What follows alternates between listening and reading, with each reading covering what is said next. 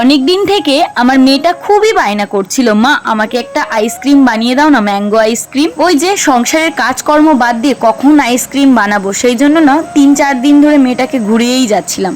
School থেকে বাড়ি ফিরে এসে আমাকে অমনি বায়না শুরু করে দিল, মা আমাকে বানিয়ে দাও না দাও না। তারপরে আজকে অধৈর্য হয়ে বললাম, ঠিক আছে নে চল, তোকে আজকে বানিয়েই দেবো। তাই জন্য কিন্তু আমি একটা আম নিয়ে নিয়েছি, আমটাকে ভালো করে ভিতর থেকে বের করে নিয়েছি আটিটা, তার ভিতরে একটুখানি দুধ দিয়ে তার ভিতর চিনি দিয়ে ভালো করে ফুটিয়ে নিয়ে এইভাবে আমটার ভিতর দিয়ে দিয়েছি।